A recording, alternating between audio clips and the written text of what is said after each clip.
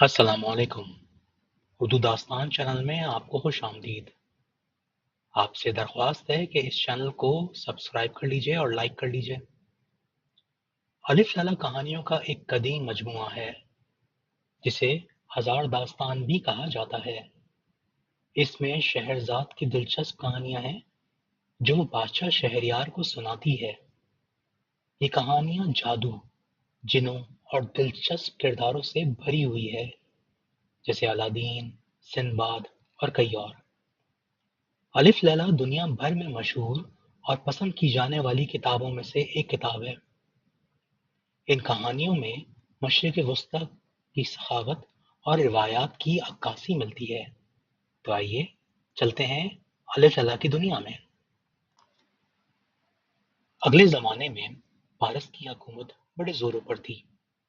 گردنواں کے بہت سے جزیرے بھی اس کے ماتحت تھے۔ اس کی وجہ سے سلطنت بڑی وسیع تھی۔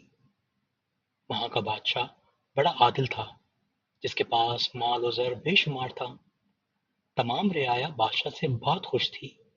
اس کی سلطنت کا سبزہ گویا موسم بہار کی آغوش میں موجود تھا۔ اس بادشاہ کے دو بیٹے تھے۔ بڑے بیٹے کا نام شہریار اور چھوٹے کا نام شاہ زمان تھا۔ باپ کی وفات کے بعد شہزادہ شہریار نے عنان حکومت سنبھالی اور چھوٹے بھائی کو بہت سی فوج و خزانے دے کر ملک تاتار کی حکومت دی۔ شاہ زمان بڑے بھائی کا شکریہ بجا لا کر رخصت ہوا اور دونوں امن و چین کی زندگی بسر کرنے لگے۔ ایک دفعہ شہریار نے اپنے بھائی کو بلایا۔ شاہ زمان نے وزیر اعظم کو حکومت سونپی اور خود بھائی سے ملنے کے لیے سفر پر روانہ ہوا۔ راستے کے پہلے قیام میں کافی رات گزرنے کے بعد کسی ضروری کام کے یاد آنے پر واپس آنا پڑا۔ چنانچہ رات کو دونوں ملازمان خاص کے ہمراہ چپ چاپ محل میں داخل ہوا۔ وہاں پہنچ کر اس نے نہایت دل خراش نظارہ دیکھا کہ اس کی ملکہ اپنے غلام کے ساتھ محو خواب ہے۔ اس کی غیرت نے لمحہ بھر توقف کی اجازت نہ دی اور فوراً تلوار کھینچ کر دونوں کے سر قلم کر دیے۔ اس کے قتل کے بعد خاموشی سے اپنے سفر پر روانہ ہو گیا۔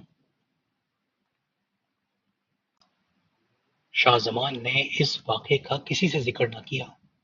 وہ اس غم و غصے کی حالت میں سفر کرتا رہا۔ ملکہ کی بدکاری کا دل پر اتنا گہرا اثر ہوا کہ طبیعت ہر وقت مغموم اور اداس رہنے لگی۔ القصہ تمام راستہ اسی رنج و الم میں کٹا۔ جب وہ شہریار کی سرحد کے قریب پہنچا تو بڑے بھائی شہریار نے بما عمرہ وزراء بڑی شان و شوکت سے بھائی کا استقبال کیا اور ایک خاص محل میں ٹھہرایا جہاں ہر قسم کے سامان، آرام اور راحت مہیا تھی۔ بڑے بھائی شہریار نے باتوں ہی باتوں میں ملکہ شاہ زمان کی خیریت دریافت کی۔ شاہ زمان نے جب یہ بات سنی تو اس کے چہرے کا رنگ فک ہو گیا اور کچھ عجیب سی حالت نظر آنے لگی۔ بڑے بھائی نے خیال کیا کہ شاید ملکہ کی یاد ستا رہی ہے، لہٰذا یہ سلسلہ گفتگو یہیں ختم کر دیا۔ کچھ دنوں کے بعد شہریار نے دیکھا کہ شاہ زمان کی طبیعت بدستور اداس ہے اور زندگی کی ہر لذت بے کیف نظر آتی ہے۔ جب شہریار اپنے چھوٹے بھائی کی آزردہ دیکھتا تو خود بھی شکستہ خاطر ہو جاتا۔ جب بھائی سے ناسازی طبیعت کے متعلق دریافت کیا تو شاہ زمان ادھر ادھر کی باتوں میں ٹال دیتا۔ اگر شہریار سیر و شکار کے لیے کہتا تو وہ کوئی اور بہانہ کر دیتا۔ ایک دن شہریار نے شاہ زمان سے کہا کہ تم آج میرے ساتھ سیر و شکار کے لیے چلو، تمہیں فرحت حاصل ہوگی۔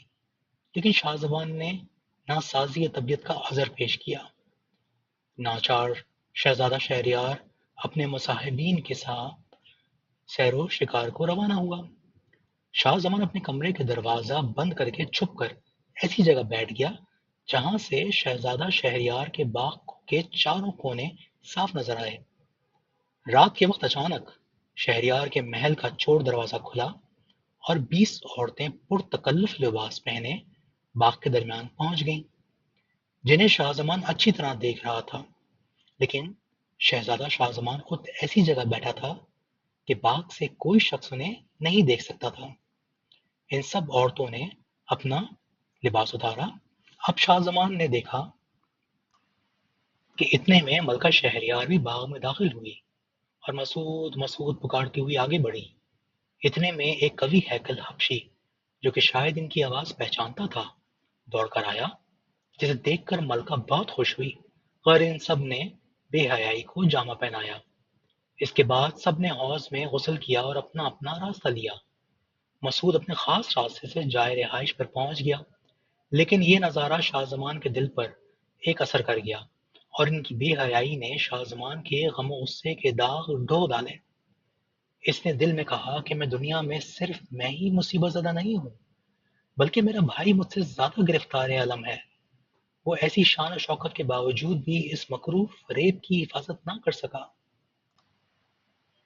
شاہ زمان نے سمجھ لیا کہ عورتوں کی فطرت ہی ایسی ہے اور بے وفائی ان کی رگ رگ میں داخل ہے، لہٰذا اس کا سارا غم جاتا رہا۔ اسے یقین ہو گیا کہ عورت اپنے شوہر سے خیانت کرتی ہے، لہٰذا اس نے فوراً سامان خورد و نوش طلب کیا اور خوب سیر و کر کھایا۔ جس چہرے پر ہر وقت غم رہتا تھا، اب اس پر سرخی ناشنے لگی، اور جو چہرہ غم زدہ معلوم ہوتا تھا، اس پر بہار کی رنگینی برسنے لگی۔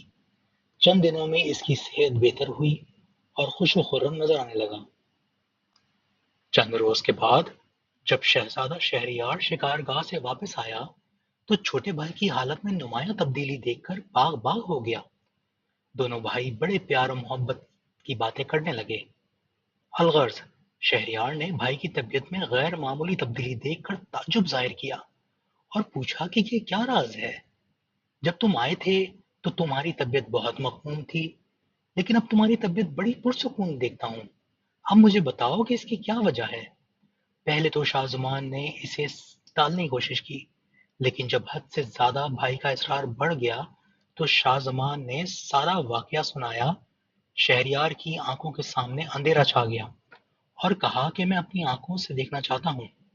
تب شاہ زبان نے کہا کہ کسی روز آپ شکار پر جانے کا اعلان کریں اور آپ روانہ بھی ہو جائیں، اور پھر رات کو اچانک محل میں واپس آ کر یہ تماشا اپنی آنکھوں سے دیکھ لیجیے۔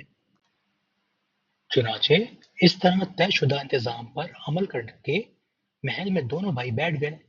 رات کے وقت حسب دستور چور دروازہ کھلا اور ملکہ پروگرام تمام ساتھیوں کے ہمراہ گئی اور پہلے کی طرح عیش کر کے چلی گئی۔ شہریار کی دنیا اندھیرا ہو گئی۔ دونوں بھائیوں نے فیصلہ کر لیا کہ تاج و تخت چھوڑ کر فقیرانہ زندگی بسر کریں، لیکن شاہ زمان نے کہا کہ شرط یہ ہے کہ ہمیں اپنے سے بھی زیادہ بد نصیب ملا تو ہم بدستور اپنا فرض سنبھال لیں گے۔ شہریار نے اس شرط کو منظور کر لیا۔ چنانچہ دونوں بھائی رات کو جنگل کی طرف نکل گئے۔ کافی فاصلہ طے کرنے کے بعد وہ ایک وسیع النظر جگہ پر پہنچے اور سستانے کے لیے ایک درخت کے نیچے بیٹھ گئے۔ یہ درخت دریا کے قریب تھا۔ ابھی ان کو بیٹھے ہوئے تھوڑی دیر ہی گزری تھی کہ دریا سے ایک خوفناک آواز آئی، جسے سن کر دونوں بھائیوں کے دل دہل گئے۔ دیکھتے ہی دیکھتے دریا کے پانی سے ایک سیاہ رنگ کا ستون نکلنے لگا، اس قدر بلند ہوا کہ آسمان تک پہنچ گیا۔ یہ دیکھ کر دونوں بھائی درخت پر چڑھ گئے۔ پھر کیا دیکھتے ہیں کہ وہ ستون ایک خوفناک جن کی صورت میں تبدیل ہو گیا، جس کے سر پر ایک بہت خوبصورت اور مضبوط صندوق ہے۔ وہ جن بما صندوق اس درخت کے نیچے آیا اور صندوق کھولا۔ اس میں سے نہایت ہی خوبصورت خوش پوش عورت نکلی۔ دیو نے اسے اپنے پاس بٹھایا اور کہنے لگا، اے نازنین، میں تجھ سے دل و جان سے عشق میں ہوں، اس لیے میں شادی کی رات سے تجھے اٹھا لایا ہوں، اور میں یہ جانتا بھی ہوں کہ تو ایک شرم و حیادار باعصمت عورت ہے۔ اس وقت مجھے نیند آ رہی ہے، میں چاہتا ہوں کہ تھوڑا سا آرام کر لوں۔ یہ کہہ کر دیو اس عورت کی زانوں پر سر رکھ کر سو گیا اور خراٹے لینے لگا۔ اچانک اس عورت کی نظر دونوں شہزادوں پر پڑی جہاں یہ دونوں بھائی بیٹھے تھے۔ فوراً اشارے سے عورت نے بلایا کہ نیچے اتر آؤ، ورنہ میں ابھی دیو کو جگاتی ہوں۔ شہزادوں نے اشارے کیے کہ ہمیں معاف کر دو۔ دیو کا سر عورت نے آہستہ سے زمین پر رکھا اور انہیں دھمکی دی کہ میرے پاس آؤ ورنہ تمہیں مروا دوں گی۔ یہ سن کر وہ چپکے سے اتر کر عورت کے پاس آئے عورت نے دونوں کو داد عیش پر مجبور کیا۔ وہ ڈر کے مارے عورت کی بات ماننے لگے۔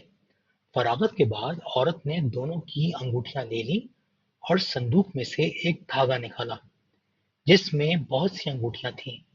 ان کو بھی اس میں پرو ڈالا اور کہنے لگی کہ یہ دیو بیوقوف ہے، یہ اپنے انتظام پر خوش ہے، لیکن میں اس کی کڑی نگرانی کے باوجود بھی تمہارے آج تک پورے 300 جوانوں سے مل چکی ہوں جن کی یہ انگوٹھیاں بطور نشانی میرے پاس موجود ہیں، اور یہ کمبخت دیو مجھے سمندر میں چھپائے رکھتا ہے تاکہ باعصمت رہوں، لیکن میرا بھی جی چاہتا ہے میں اپنی خواہش پر پوری کر لیتی ہوں اور اسے خبر تک نہیں ہوتی۔ اس کے بعد اس نے شہزادوں کی طرف اشارہ کیا کہ اب کہیں بھاگ جاؤ، اور خود اپنی جگہ پر آ کر بیٹھ گئی۔